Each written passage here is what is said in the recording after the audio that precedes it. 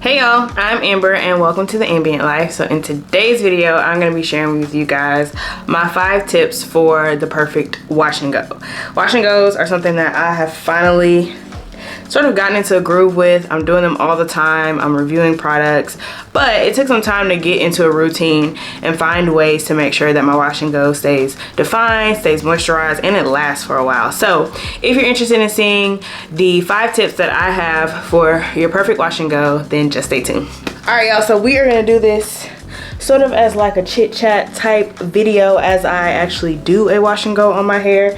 Now I do have a couple videos. I have my detailed wash and go video, and I think I have one more where I kind of walk you through what I'm doing as I'm doing a wash and go, and I'll have those linked above. This is not that video. This is just giving you some tips and things you can take and go try and see if it helps you with your wash and go. So the first thing about a wash and go that I think is really important to point out is that a lot of people say, well, my hair just doesn't look right in a wash and go, right? Like my curls, they don't curl up, all those good things. Neither did mine. It took me a while before I could actually like wear a wash and go that looked like something. But one of the biggest things is your hair kind of has to be trained. Like if you are always straightening your hair or stretching your hair and you never wear your curls out, chances are your wash and goes are not gonna look like they would if you were always wearing your hair curly. So one of the first things that helped me with my wash and go was, and I think I talk about this in my natural hair journey video, which I'll have linked above, is I stopped straightening and flat ironing my hair. That allowed my curls to kind of get to a place where they're like, oh, like I'm gonna be here. I'm supposed to be curled. I'm not going to be pulled out and stretched and flat ironed. And again, these are my tips. These are things that work for me. Not saying they're gonna work for you, but I thought I'd share because what my wash and goes used to look like versus what they look like now is 2 totally different things. Sidebar, this is a new combo that I'm trying out today. It is the Donna's Recipe Sweet Potato Pie Extra Creamy Hair Cream, and I'm going to put this in all 4 of my sections. Then I'm going to be following up with the Wet Line Extreme Gel. We're just going to see how these 2 products work together. But back to your hair being trained. So I went a whole year without putting a flat iron in my hair, and it was at that point that my wash and goes finally looked like something that I could like wear out and wear for a while.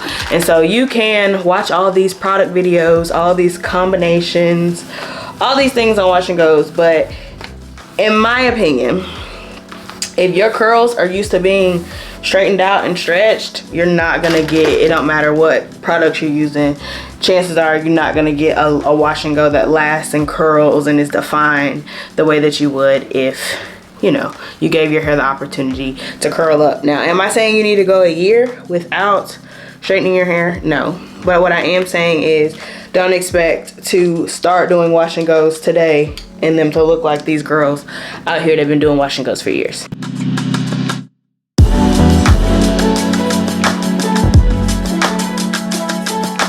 The second tip, which I say in a lot of my videos, is that in order to get a nice moisturized wash and go, and for your curls to be, you know, shiny and springy, you need moisture in your hair. And that starts in the bowl. That starts in the shower. That starts with your shampoo and condition and all of that. Deep conditioning, all of those things.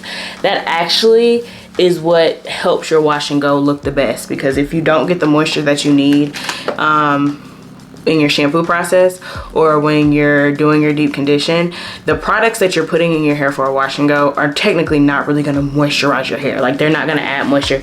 They may help, but the basis of it is definitely in the shower. So definitely take a look at your shampoo and your deep conditioning. If you're not deep conditioning, let's just start there. You need to be deep conditioning, in my opinion. All of this is in my opinion. It's my video, dang it. But yeah, you need to be deep conditioning. You need to be making sure that your hair is moisturized before you put your curl creams and your leave-ins and your gels and all those things are gonna help pull out your curl. You need to make sure your hair, your curls are moisturized. So number 2 is definitely making sure that you have a good moisturizing shampoo and conditioning routine.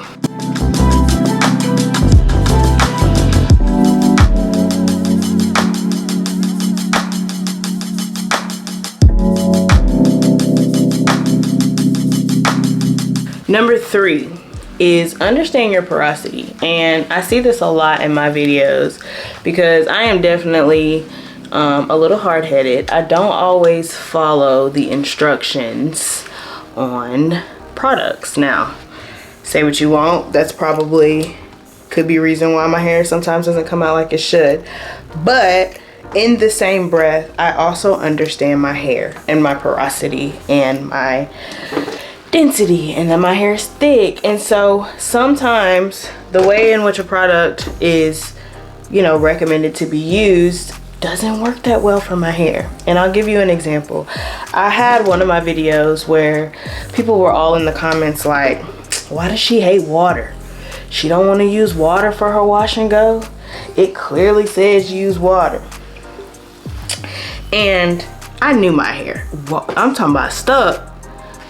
Hold up now. If y'all watch my videos, we might have did something here. We might have to run this for a 2 out of 2 video. But and granted, the product probably does work well with water, and it probably is designed to work the way in which it's designed to work. Yes. However, my hair, if I put water on it after doing like my oil first method, pretty much does nothing. Why? Because I've already sealed in everything. And I do an oil first method because I have high porosity hair. So while some other people drench their hair with water before they do a wash and go, that may not be what I do. And so I think that's why it's important to understand, like, you can go get all the products, you can watch all these videos, but you kind of have to understand, like, and this takes practice, like this takes time. Even when I did do number 1 and stop, you know, straightening my hair and started doing wash and goes, it took time for me to figure out like a routine and a process on top of the products, right? Like the products are just one part of this whole little equation. And so like I'll put a little bit of water on my hair now while I'm doing this, but me soaking and drenching my hair in water before I do a wash and go, it's not gonna happen every time. It's gonna be on a case-by-case basis, depending on the type of products that I'm using and things like that. So water, some people say, you know, when you're doing a wash and go, make sure your hair is soaking wet. Make sure you have a whole bunch of water in your hair. I'm not gonna tell you that because that may not be what your hair needs, right? That's not what my hair needs. If my hair was soaking wet right now, it would not look like this with this product in it. It just wouldn't. And because I've gotten my moisture in the bowl and it's already been locked in and all those good things, I don't have to worry about like dousing my hair in water. But some people who are lower porosity may need that, right? So number 3 is making sure that you understand your hair, your porosity, those types of things. I do have a porosity video that's really old. I probably need to do a new one. But I'm sure my porosity hasn't changed, but it's really old. And I do the porosity test and all of those things. So I'll have that video linked above. But we're gonna make this 3.5. While you know your hair, the second thing, or the B part to knowing your hair, is also understanding the method that you use for a wash and go. So for my girls that were in my first bucket, where it's like, I'm just trying to get into wash and goes, I don't do them that often, but I would like to start doing them, maybe a different method is important for you. So like right now, I'm just raking my hair using my dimmer brush. Y'all see what I'm doing, adding this Wetline Extreme Gel, smoothing it and raking it into my hair. My hair is clumping and I'm moving on. When I first started doing wash and goes, I was shingling my hair a lot just because my hair needed a little bit of help. And if you guys, we about to do a shingling tutorial. Hold up, wait a minute. I think I'm about to do it. So I'll show you guys the difference really quick. Okay. So if I were still shingling my hair, I would smooth this in, and then what I would do is take little pieces and swirl them, and that is what I used to do for my wash and go. Does it take time? Absolutely. But does it define my hair? Absolutely. And I don't really do this much because now, you know, I can get my hair pretty curly without having to shingle. But again, knowing and understanding that there are different methods, you may not be able to just rake product through your hair. You may have to go ahead and shingle each of your sections and, you know, get your curl that way. I don't know if y'all can tell, there's not much of a difference.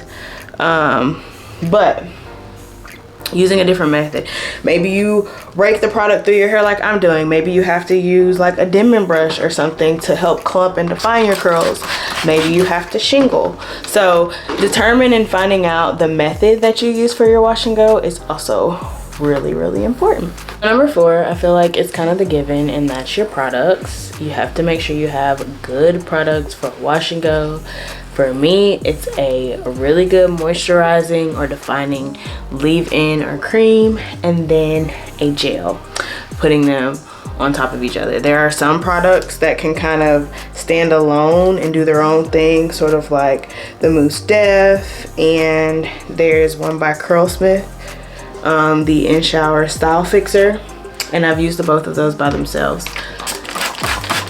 for wash and go. But when it comes to me like knowing that I want my wash and go to look a certain way, to be moisturized, to be defined, to last, those type of wash and goes, to me, the one product wash and goes, they're great for like, I need my hair to look like day 3 on day 1, and I don't really care if it lasts me for an entire week. That's when I will use those one product wash and goes. But some people who maybe don't have as thick a hair or have a different porosity can use that, and their wash and go will be good for weeks. And I feel like a lot of what I'm saying is like, I mean, they work for me, might not work for you, but I think that's essentially what it is. Like, as long as you have the basics, which is what I'm trying to give y'all in this video, is 1, make sure you have a good shampoo routine. Like, I'm sorry, make sure you give your curls the opportunity to live and breathe and train and know that they're supposed to curl up. Don't expect for them to just curl up on their own. 2, make sure you have a good wash routine. Make sure you are finding and getting a shampoo and a conditioner that gives and makes your curls moisturized so that your wash and go looks good going forward. 3, you know, make sure you have the right routine. I'm not giving you like, here's what you do 1, 2, 3, 4, and 5 and your wash and go is gonna look good, because that's honestly like, that's not the truth. Like, the things that I tell you for my perfect wash and go may not work for you, but as long as you have the basics, you can work around it and find, you know, get in where you fit in. So anyway, back to products. For me, it's a good stronghold gel. And the reason I use a stronghold gel is because I like for my wash and goes to last me about a week. I wash my hair probably once a week.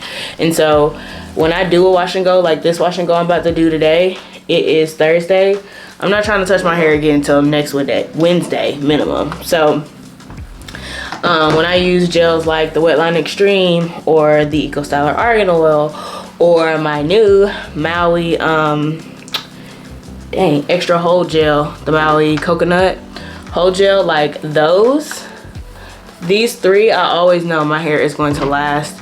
It's gonna be stuck, it's gonna be defined, and I'm gonna be able to get, you know, some time out of it. But if you have hair that's probably not as thick, or even a lower porosity or density, then something like this may make your hair like ramen noodle hard and never move. And so I think you have to try things out. Like, watch videos, try a moisturizing leave-in and a stronghold gel, and if your hair ends up looking like ramen noodles, then maybe next time try like a cream instead of a stronghold gel, or try one of the more flexible hold gels. But you have to get a product regimen. I definitely recommend a leave-in and some type of gel or cream, whether it be strong hold or flexible hold. That to me is what gives me the best wash and goes. Now, some people do creams, just creams. That's not my testimony. I like my creams for my twist outs, but you know, you could give it a try. So just make sure you get products that work for you, and don't give up. Keep trying products. Like, I tell these people this all the time, even people who ask me like, "What? Hey, what did you use on your hair? It's so cute." I'm like, I use this, and they're like, "Oh, that made my hair XYZ." And I'm like, okay, well, try something else. Like, you may want to try this. I think a lot of times we just give up on being able to do wash and goes and stuff for our natural hair because it just takes time, and that's the absolute truth. Some people get it right away, and it helps to find and watch people whose hair is like similar looking to yours. That is one thing I found. Like I would find people whose hair looked like mine texture wise, but also was like thick like mine. Mine may not have been as long as theirs, but I had similar hair, and then I could kind of take their routines and things and put them into play. But yeah, number 4 is find your products. My recommendations: a leave-in and a gel, but it could be a foam, it could be a cream, but find something that gets your wash and goes to how you want them to look. And yeah, that is number 4. All right, y'all, last and not least, because I'm on my last section, is your drying method. And I'm gonna add a little extra in there. Also, the way that you sleep and care for your wash and go. So, believe it or not, the way that I dry my hair actually changes the way and affects the way that my wash and go turns out. So, what I'm gonna do today is, if I diffuse my hair is very defined, very minimal frizz. It's very like stuck and straight, and however I like it looks like this is how it's gonna look when it's dry. It doesn't really get much body, none of that when I do a diffuser. When I air dry my hair, I get a little bit more volume. So even if I were to use the same products and things, if I let my hair air dry, it's gonna get a little bit of kind of air in it, and it's gonna be a little bit more bodacious, or have a little bit more body on like, you know, the first, no, just period, honestly. And if I sit under the dryer, I think I kind of get a combination of the two. Now my dryer is one of them circle whooshing dryers, and so it does kind of move my curls a little bit more. I think if it didn't do that, they would be more like they would if I diffused them. But the drying process definitely does affect the way that your wash and go turns out, especially if it doesn't get all the way dry before you manipulate it. Like, people talk about that with twist outs all the time, because twist outs be looking crazy if they're not dry. But your wash and go too, if you start manipulating it, start putting your hands in it, start moving it around, and it's not actually dry, then it's not going to turn out the same either. So the way in which you dry your hair also plays a big role. When my hair was shorter, I was definitely doing more air drying or hood drying. Now that my hair is a little bit longer and I've gotten some length, I definitely prefer diffusing, because air drying takes forever. But I do still let it air dry for a little bit, just so it can settle before I start, you know, sticking the diffuser in between my sections and things like that. So the way in which you dry your wash and go also is a good tip for making sure you have the perfect wash and go, is have the right drying method for the type of wash and go that you're trying to get. My hair getting long, y'all. What in the world? Curly? Whoa. But yeah, and then the last little caveat, little extra, is the way that you wear your hair when you sleep. So my hair is now long enough to do a pineapple on the top of my head. It didn't used to be, and so what I used to do was I would either do 2 little small ones on each side of my head, which I think I still have that video up. It was one of my first shrinkages real videos where I show you how I stretch my hair. But sleeping with my hair like that with like a satin bonnet on it is definitely one of the ways to keep your wash and go looking good for, you know, a length of time, and the way that you maintain it. And then another way that I used to sleep is, what, Amber? I don't really, that's it. What did I do before I used to, oh, before my hair was long enough to pineapple, I would just kind of cross it over itself and put a bonnet on. But if you don't like secure your hair when you're sleeping with a wash and go, it won't last either. And this isn't a how to make your wash and go last video. This is, you know, 5 keys to the perfect wash and go. But I think the perfect wash and go lasts for a while. The perfect wash and go doesn't just look good on the first day and then the second and third and fourth day you looking crazy. And if it's a really good wash and go, you should not have to redo it. I hear a lot of people talking about that, like, yeah girl, I did a twist out and I done had to redo it every other day. What kind of twist out is that? That is not a good twist out. So a good wash and go is one that you can maintain, one that has enough moisture and hold to be able to just be, you know, pinned up or put up at night and then maintained and taken down in the morning. You should not have to keep redoing your hair over and over again. So yeah, y'all, I know y'all probably want to see how this turns out, so I'm gonna let this dry for a little bit, diffuse it. But those are my 5.5, 6 tips to the perfect wash and go. If you like this video, please give it a thumbs up. If you have any questions or comments in the comment section, let me know. And if you're not subscribed to my channel, please go ahead and hit that subscribe button, and I'll see y'all in my next video. Bye. The first thing that I think the first thing that I think I didn't, what? Girl, what are you trying to say?